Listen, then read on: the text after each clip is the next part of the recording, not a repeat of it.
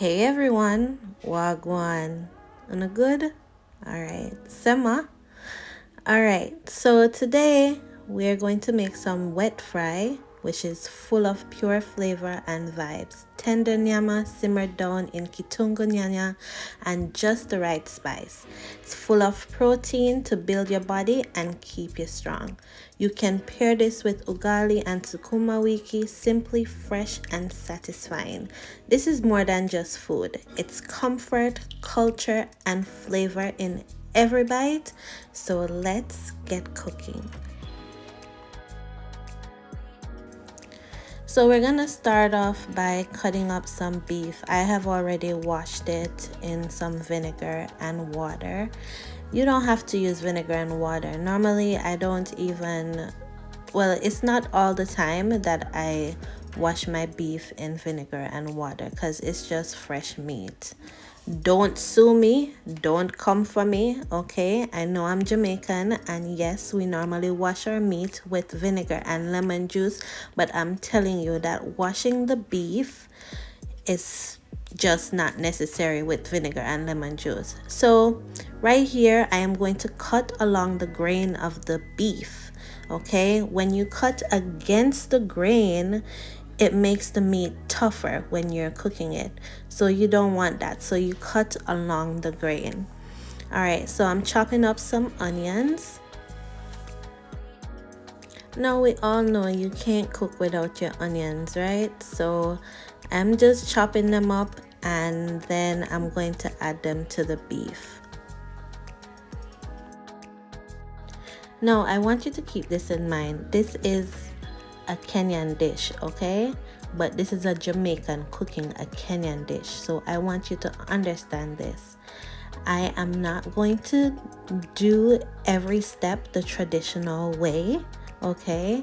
So I'm going to mix it up. So it's gonna have a little island vibe and some Kenyan vibes as well, right? So the onions, I don't really, well, not the onions, but tomatoes. I don't cook with a lot of tomatoes because I don't find it adding much flavor to my dish. So, and I don't really care for the acid in the tomatoes. So I'm going to go ahead and chop up or mince up some ginger. Love the flavor of ginger. You can mince it up or you can grate it. But I am choosing to chop it up because I like the taste of ginger in my meat. Now I am getting ready to add my spices. So that's some onion powder, and I'm going to add a generous amount.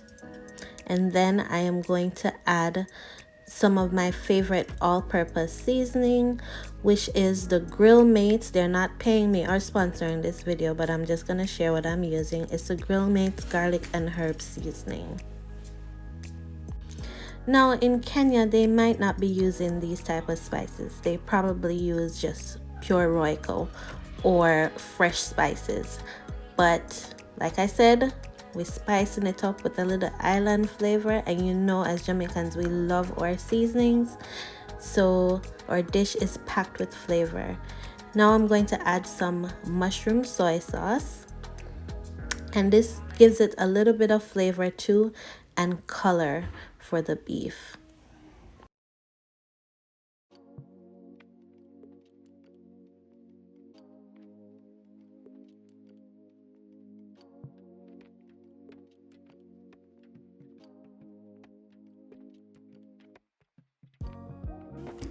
Now mix it up with your spatula or mix it up with your hands.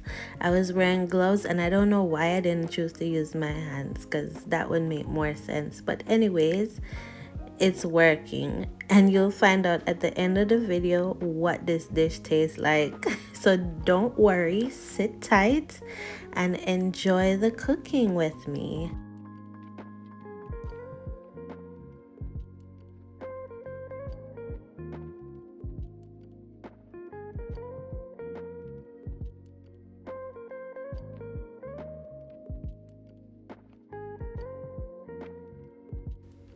So I'm gonna set that aside and work on my Sukuma Wiki.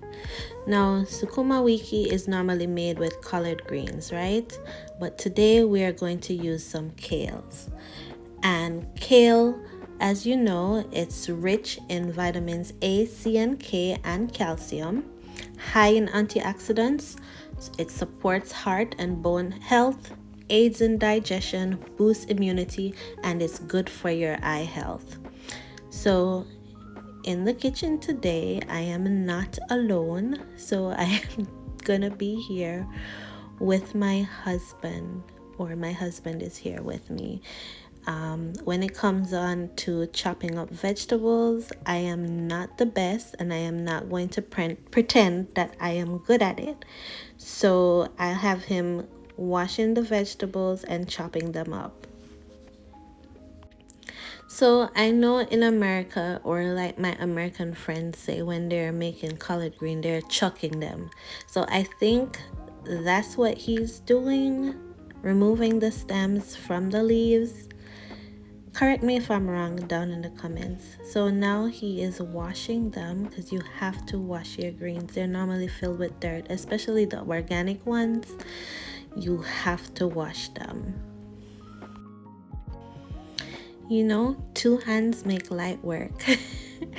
And I was so grateful that he was here to help me, because yeah, your girl is not, look at how fine he's chopping up that kale. Like, I could not do it. I couldn't. I'm gonna learn how to do it, but he is a master at this. So he's here with us.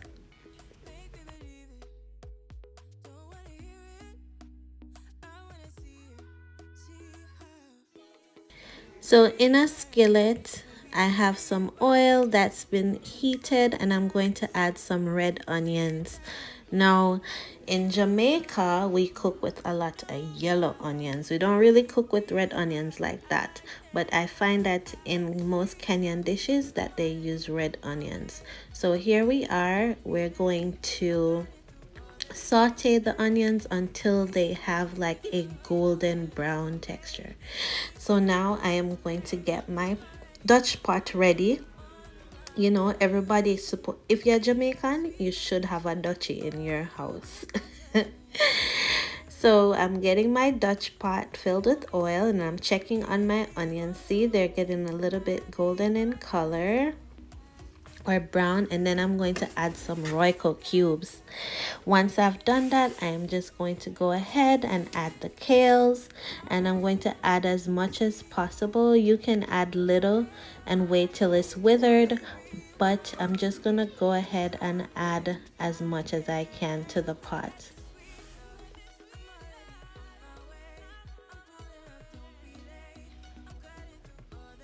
So to the heated oil in my Dutch pot, I'm going to add the meat, and I am going to let it brown and then cover it down so it can spring its own water. I'm not going to add any water to this or any beef broth. Okay, so just add your meat to the pot and then cover it down, let it cook. Now, this is not how it's done traditionally. Normally, it is boiled first. So you boil the meat, and then I think you saute the onions and stuff like that with the meat and add the spices. But I find that boiling the meat makes it tough, and I don't really want to be a critic of Kenyan food, but I find that their meat is not as tender as how we Jamaicans cook our meat, so tender and soft. But it's not a bad thing, right? I still enjoy it, but for the children's sake, the meat has to be a little bit more tender.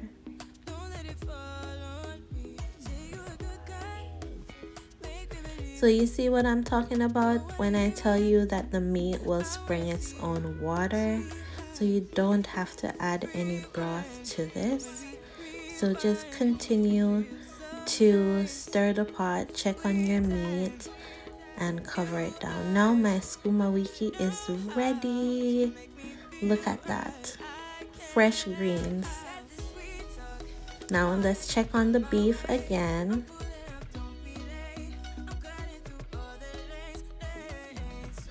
It's simmering down nicely, and I'm gonna add some Worcestershire sauce and some orange juice. Yes, I said orange juice. Don't knock it until you try it. It's very yummy. And if you want the recipe for this wet fry, it is also in my Bossy Eats cookbook, which is on Amazon or your Kindle app. You can find it there. And yeah, let me know what you think. So now I'm getting ready to prepare the ugali. So ugali, what can I say about ugali? Ugali is normally our go-to comfort food, right? It's simple, hearty, and made from maize flour. In Jamaica, we have cornmeal, yellow cornmeal, or as we call it, turned cornmeal. So it's similar to that. So now I'm adding some dhania and tomatoes. That's the last thing I'm adding. Remember earlier I said I don't really cook with a lot of tomatoes. I don't like it, but my husband loves tomatoes, so I'm adding it to the dish as a compromise. So tomatoes and dhania. Now that my water has come to a rolling boil, I'm going to get started. So I'm going to whisk in some maize flour. I like to whisk it in at first because I am afraid of it getting lumpy. We don't want lumps in our ugali. We want it to be smooth, okay? So I am whisking and whisking away. I am so triggered by this because I remember in my food and nutrition class, my food and nutrition teacher, she would have a wooden spoon ready for me, and she's like, Khalesia, whisk, whisk, whisk. So anyways, I'm adding the maize flour, adding some more, and then I'm just going to keep on whisking, and then I'm going to add more maize flour as I go because you want it to be firm and kind of soft. So how you make ugali is you just keep adding the flour until you get the firmness you desire. Now I have my mwiko, okay, which is wooden spoon. So I'm going to use that to make the ugali. I'm just gonna turn it, keep adding flour. I'm going to cut and fold, okay? See that? Cut and fold.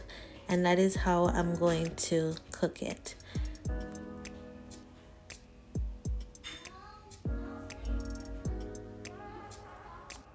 Ugali can be very messy when preparing it.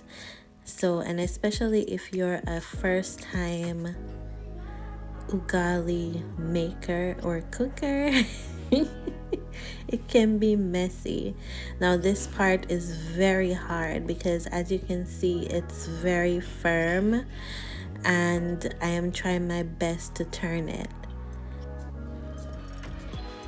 So my ugali is cooked and ready. You know that it's cooked from the smell of it and once it's burnt around the edges. So now I am serving my husband and he's gonna tell us how it tastes.